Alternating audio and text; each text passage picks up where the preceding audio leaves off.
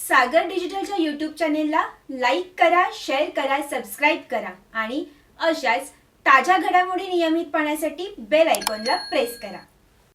लोकसभा निवडणुकीनंतर आमदार नितेश राणे आपल्या वडिलांच्या पराभवाचा हिशोब घेणार, त्यामुळे भाजप कार्यकर्त्यांनी सावध राहावे असा सल्लाबाजा इशारा आमदार वैभव नाईक यांनी दिला आहे। लोकसभा निवडणुकीनंतर राज्यात महायुतीचे सरकार राहणार नाही असा दावाही त्यांनी यावेळी केला आहे। कणकवली येथे घेतलेल्या पत्रकार परिषदेत वैभव नाईक यांनी राणे पितापुत्रांवर चांगलेच तोंडसुख घेतले।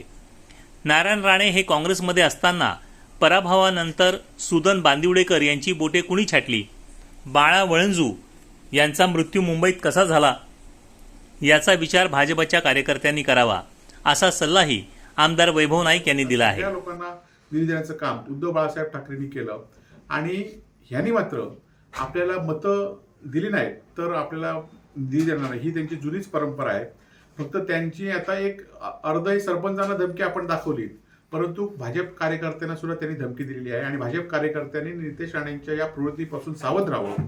कारण याआधी त्या काँग्रेसमध्ये प्रचार करताना त्यांचा पराभव झाल्यानंतर त्यांचेच कार्यकर्ते सुदन बांदिवडेकर यांची कोणी बोटं छाटली, त्याचबरोबर रामजी वळंजूंचा मृत्यू कशामुळे मुंबईत झाला हे काँग्रेसच्या आणि राणे समर्थक कार्यकर्त्यांना माहिती आहे, परंतु भाजपच्या कार्यकर्त्यांना माहिती नाही।